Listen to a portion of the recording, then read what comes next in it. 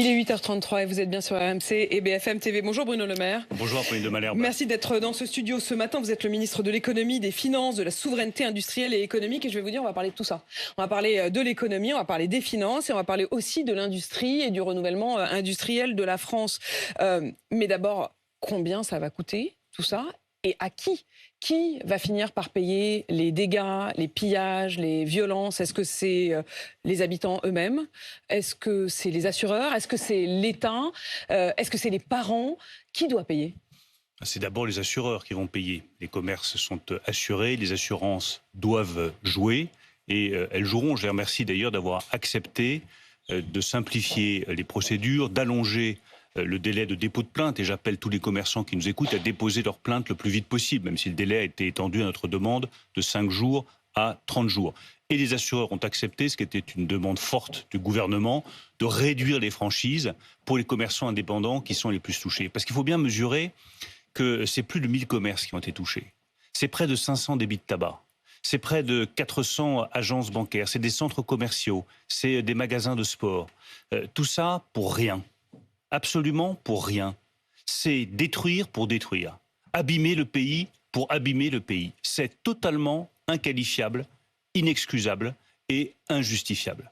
Et donc je voudrais avoir un mot de soutien, pas simplement un mot de soutien financier. J'étais hier à Arpajon avec la ministre des PME, Olivia Grégoire, et j'ai vu le désarroi complet des commerçants. Leur colère parfois, mais surtout leur tristesse profonde, leur abattement. Quand vous avez 2 ans, 5 ans, 20 ans de travail qui partent en fumée du jour au lendemain. Quand on voit, j'ai vu un fromager à Arpajon, sa vitrine a été saccagée et l'intérieur saccagé aussi. Mais pourquoi ? Pour voler des fromages ? J'ai vu un cinéma à Arpajon, le cinéma a été lui aussi pillé, la vitrine cassée, le cinéma avait été refait à neuf pour les jeunes des quartiers, avec des séances à 4 € la séance, spécialement pour les jeunes des quartiers. Ils ont détruit la vitrine et ils ont volé quoi ? Des chips et des canettes de coca. Tout ça est absurde et révoltant.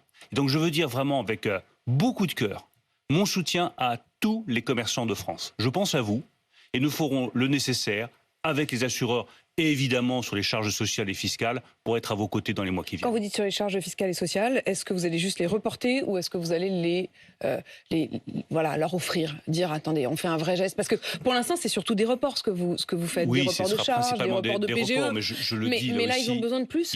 Certains ont besoin de plus. Lorsque tout votre débit de tabac a été brûlé, lorsque votre commerce ne peut pas redémarrer, nous annulerons les charges sociales et les charges fiscales. Annulé, oui, quand vous ne pouvez pas redémarrer. Il y a juste la vitrine qui a été cassée, c'est très violent, c'est très dur à vivre, mais on met des plaques en bois, on reconstruit la vitrine et on peut redémarrer dans quelques jours. Il y en a d'autres, tout a été détruit. Ça a été incendié, une fois encore, pour rien, dans un acte d'une violence et d'une bêtise absolument incommensurable. Ces commerçants-là, nous annulerons les charges sociales et fiscales. Et que ferez-vous pour la perte d'exploitation? C'est-à-dire pour tous ces jours où ils ne pourront plus faire de chiffre, il n'y a plus rien qui rentre. C'est là que l'annulation des charges sociales et fiscales pourra jouer. Mais vous avez la moitié des commerçants qui sont couverts pour perte d'exploitation, donc ceux-là pourront faire jouer leurs assurances. Et pour les autres, on regardera une fois encore au cas par cas. Et j'ai rétabli dans chaque préfecture un conseiller à la sortie de crise, c'est une personne physique. Je tiens beaucoup à ce qu'il y ait un contact physique. Parce que les commerçants que j'ai vus, très souvent en larmes, ils n'ont pas besoin d'un ordinateur. Ils ont besoin d'un regard en face d'eux. Et d'une personne qui leur parle et qui leur explique voilà ce que l'on va faire, voilà comment on peut vous accompagner. Donc je les invite tous à consulter le site impôts.gouv.fr. Ils trouveront le 06 du conseiller à la sortie de crise dans la préfecture et ils peuvent y aller, il y a des équipes à leur disposition. Mais je voudrais bien comprendre les choses, Bruno Le Maire. Vous nous dites ce matin que pour ceux qui sont le plus durement touchés, vous êtes prêt à annuler purement et simplement les charges et à prendre en charge une partie de la perte d'exploitation. Mais nous verrons une fois encore, au cas par cas, dans le cadre des conseillers à la sortie de crise, ce qui doit être fait. L'annulation des charges sociales et fiscales, c'est déjà un geste très puissant. Ça va aider beaucoup la trésorerie des commerçants les plus touchés. S'il y a besoin d'aide spécifique, complémentaire, sur un commerçant ici ou un commerçant là, nous serons là. Vous ne vous interdisez rien? Je ne m'interdis rien parce que je pense qu'il faut bien mesurer l'état de choc dans lequel sont les commerçants qui ont été agressés. Et au-delà des commerçants, tous nos compatriotes. La violence que nous avons vue depuis 5 jours a bouleversé nos compatriotes. Est-ce que les parents doivent aussi payer pour leurs enfants? Cette question, elle revient notamment du côté de la droite depuis quelques jours. Est-ce qu'il faut supprimer les aides? Est-ce qu'il faut supprimer les allocations? Est-ce qu'il faut aussi supprimer les aides au logement pour des parents dont les enfants seraient jugés, condamnés pour ces émeutes? Alors, qu'il y ait la responsabilité des parents, bien sûr. L'un des faits saillants de ces émeutes, c'est qu'il y a eu beaucoup de jeunes mineurs. Des enfants de 13, 14, 15 ans qui étaient dans la rue, qui ont saccagé, qui ont pillé. Quand vous avez des enfants, vous en êtes responsable. C'est pas facile quand c'est des adolescents, je le sais bien, mais vous en êtes responsable. C'est vous qui vous occupez de les soigner, de les éduquer, de les élever, c'est votre responsabilité. Et je pense qu'il est important, dans ces moments troublés, de rappeler des choses simples. La responsabilité des parents est d'éduquer et d'élever leurs enfants. Responsabilité avec des conséquences sur cette responsabilité? Est-ce qu'effectivement, je vous repose la question, il faut sucrer les aides? Il y a des conséquences pour les parents lorsqu'ils ne respectent pas ce qui est la règle, qui est d'élever et d'éduquer leurs enfants. Ça doit avoir des conséquences pour les parents, lesquelles il va y avoir beaucoup de propositions. Moi, je ne vais pas trancher ce matin. Chaque fois, il y a des sujets juridiques, il y a des sujets légaux. Il peut y avoir aussi des sujets moraux. Est-ce qu'il faut exclure du logement social? Est-ce qu'il faut revenir sur les allocations familiales? Tout ça doit être considéré avec beaucoup d'attention. C'est des questions, mais vous n'avez pas de réponse. Non, parce qu'il faut avoir un débat. Rien n'est si simple que cela. Mais je ne veux surtout pas que dans la précipitation, nous prenions des mesures dont l'effet serait contraire à ce qui est recherché. Prenez les allocations familiales. Vous avez une femme seule, elle a 4 enfants, l'aîné a 16 ans, il a pillé. Les 3 derniers sont exemplaires à l'école. Vous avez 2 filles, un garçon, ils sont exemplaires à l'école, ils travaillent bien, ils se donnent du mal, ils font leurs devoirs le soir dans des conditions pas toujours évidentes. Est-ce que c'est une bonne idée de lui supprimer les allocations familiales parce que celui de 16 ans s'est mal comporté? Je ne sais pas. Il y a peut-être des solutions qui sont plus efficaces. En tout cas, je veux qu'il n'y ait aucune ambiguïté.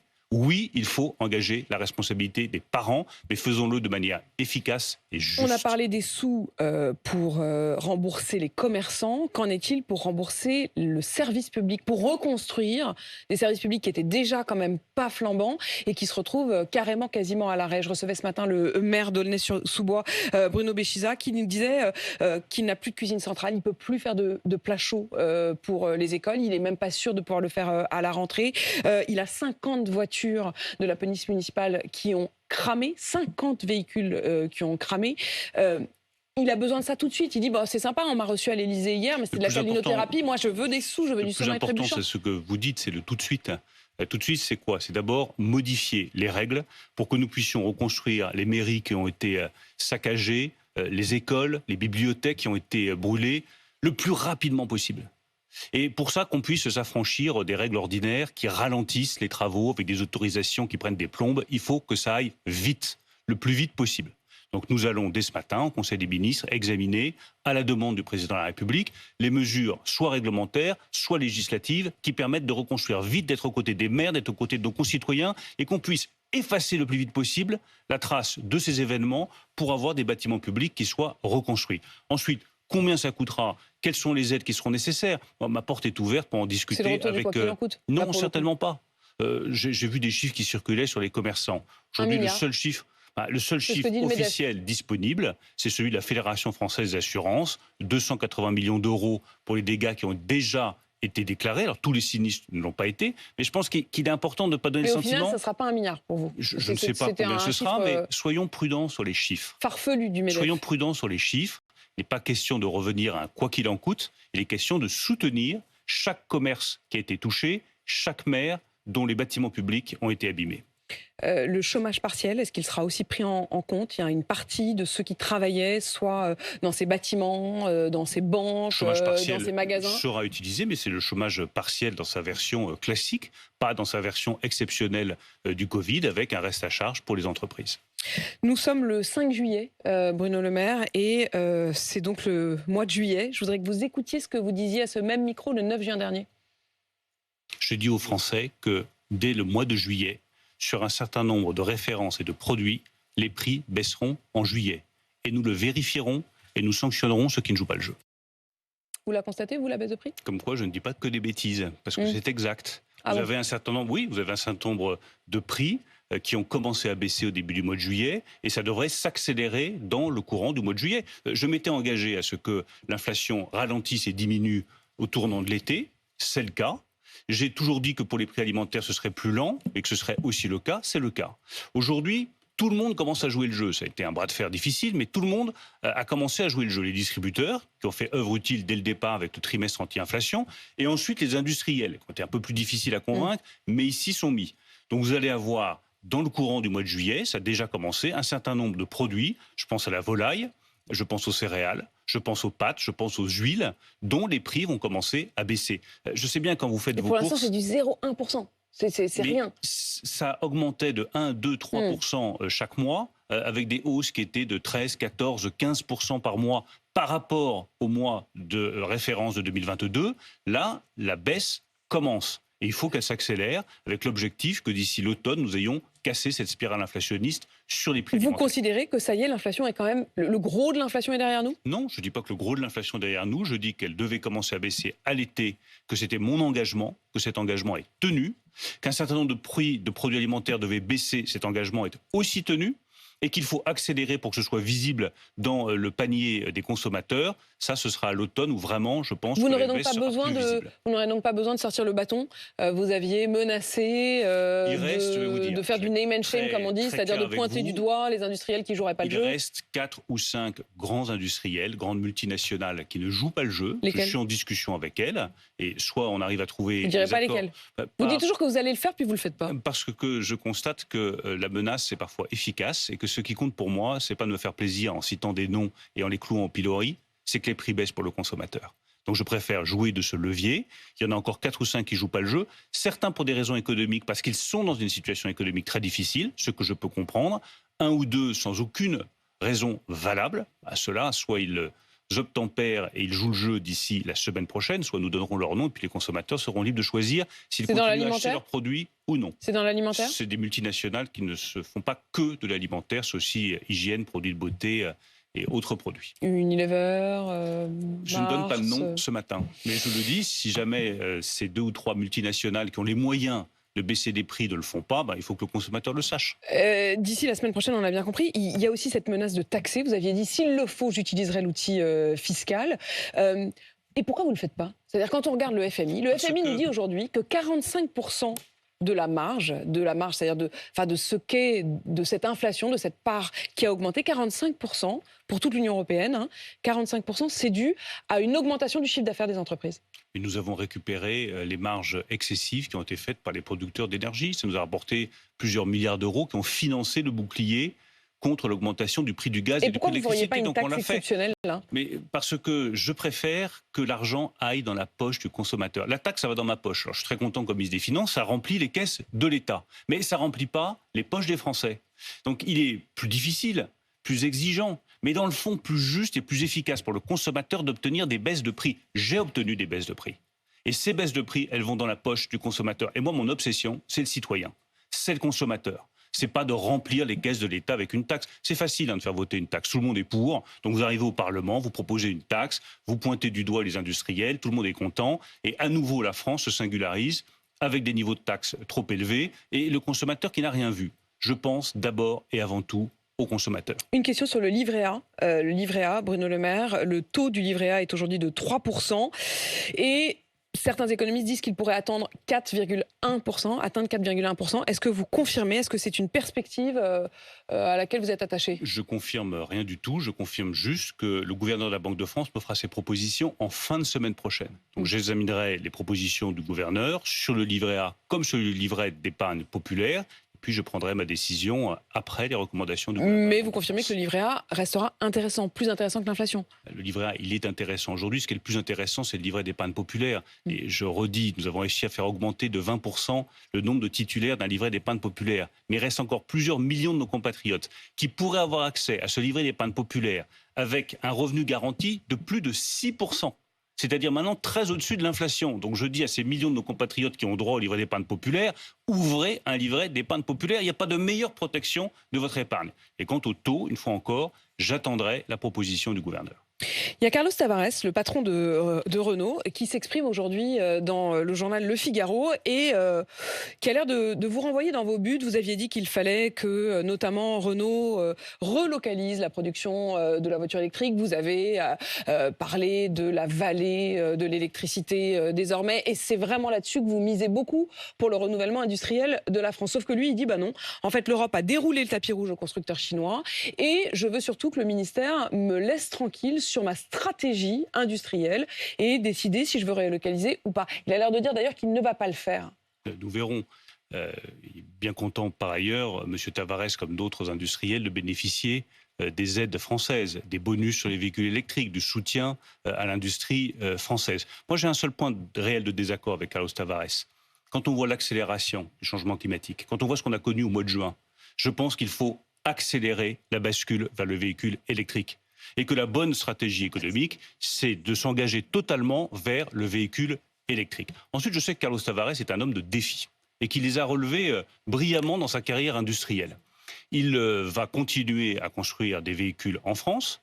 Il construira des véhicules électriques. Continuer, oui, mais ceux dont vous espériez qu'ils allaient revenir, comme la E208. Il dit très clairement à produire des véhicules électriques haut de gamme en France. Oui, mais vous il y a un aussi défi. la petite voiture. Eh bien, je lui demande de relever ce défi. Je souhaite qu'il relève ce défi, de construire des petits véhicules électriques comme la i208 en France. Peut-être pas intégralement la production de i208, mais pourquoi pas une partie. Ce que je constate, c'est que Luca De Meo, chez Renault, construit un petit véhicule, la R5 électrique. Et pourquoi Stellantis le ferait pas? C'est justement la question que je pose. Et je sais, une fois encore, que Carlos Tavares est un grand industriel, que c'est un homme de défi, qu'il a fait un travail exceptionnel à la tête de PSA et maintenant à la tête de Stellantis. Là, c'est la partie où vous dites qu'il est gentil. Mais la vérité, c'est qu'il vous provoque un peu. C'est pas une question de gentil ou de méchant. Il vous provoque un peu là, quand même. C'est juste une question de défi industriel.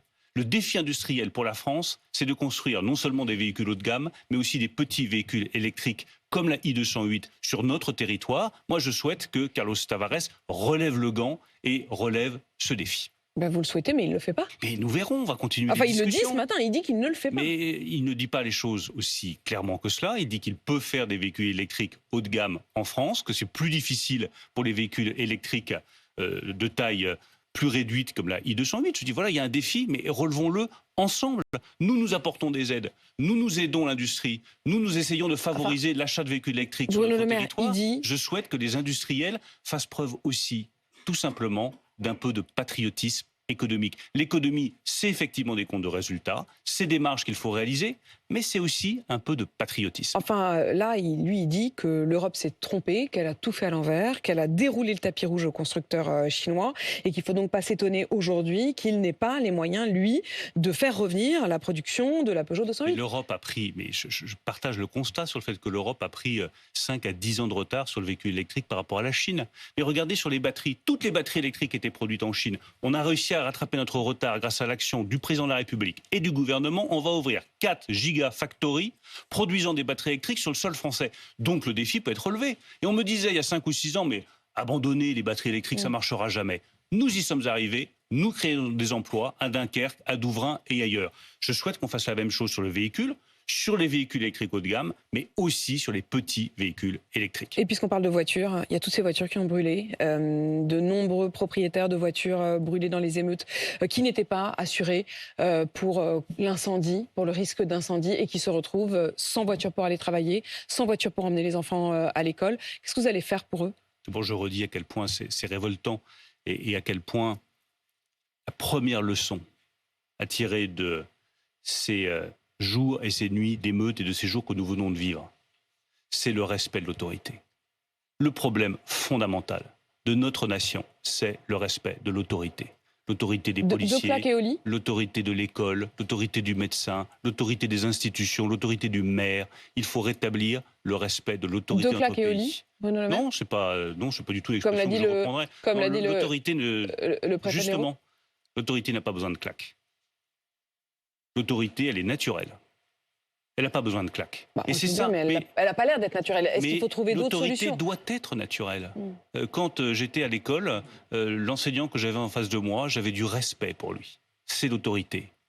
Quand je rencontrais des personnalités, j'avais du respect pour ces personnalités. Mais ça, c'est un très joli tableau. Quand vous avez le maire de l'Haye-les-Roses qui vous dit c'est le bon tableau. Quand un enfant tape une enseignante, qu'on le renvoie, on a le père qui vient et qui crache à la figure de la directrice. Je rejoins entièrement ce que dit Vincent Jeanbrun, qui est un ami et quelqu'un qui j'adresse une nouvelle fois tout mon soutien à lui et à sa famille.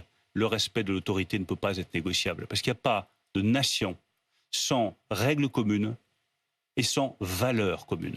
Moi, j'ai Le respect de l'autorité, mais... non, ça n'est pas théorique. Enfin, que tout le monde est d'accord, hein, mais en théorie. c'est ce vers quoi il faut s'engager, avec les sanctions appropriées, le moyen de faire respecter ces règles. Sinon, il n'y a plus de nation possible, il y a des communautés. S'il y a d'un côté les gens qui respectent les règles et les autres qui ne les respectent pas, vous n'avez plus une nation, vous avez des communautés qui sont face à face. Mais c'est déjà le cas. Mais c'est déjà le cas dans un certain nombre de lieux du territoire, et ça doit être notre défi collectif, le respect de l'autorité. Je reviens aux voitures, parce que c'est un sujet majeur. Vous avez 4800 voitures parce qu'on a parlé des commerçants. On 10 a parlé... à 15% des propriétaires de ces voitures ne sont pas assurés tout risque, ont uniquement une garantie au tiers. Nous allons rétablir et utiliser le fonds de garantie aux victimes avec le ministre de la Justice, Éric Dupond-Moretti, qui permettra d'indemniser les personnes les plus modestes, ceux qui ont un revenu, pour être tout à fait exact, inférieur à 26 000 euros par an. Elles pourront avoir une indemnisation jusqu'à 4 600 euros. Mais c'est toujours pareil, c'est très bien de mettre un montant, mais il y a ceux qui bossent, qui gagnent leur vie, mais pas suffisamment pour s'en sortir, et juste au-dessus de ce plafond, qui n'ont plus de voiture pour aller travailler. Oui, mais il se trouve que c'est les personnes les plus modestes qui ont été touchées, que le fonds de garantie des victimes, il est réservé aux personnes qui ont les revenus les plus modestes. Moi, je pense tout simplement à la personne qui doit aller travailler le matin pour faire le ménage chez Carrefour ou ailleurs, qui doit prendre sa voiture a brûlé, elle se retrouve au chômage technique uniquement parce qu'elle a été l'objet d'une agression qui est inqualifiable et qui est absolument révoltante. Je souhaite qu'elle puisse être indemnisée le plus vite possible pour se racheter un véhicule débloquerez donc avec ces ce 4 fonds 600 euros. En priorité pour Bruno Le Maire, ministre de l'économie. Merci d'avoir répondu à mes questions. Il est 8h54 sur RMC BFM TV.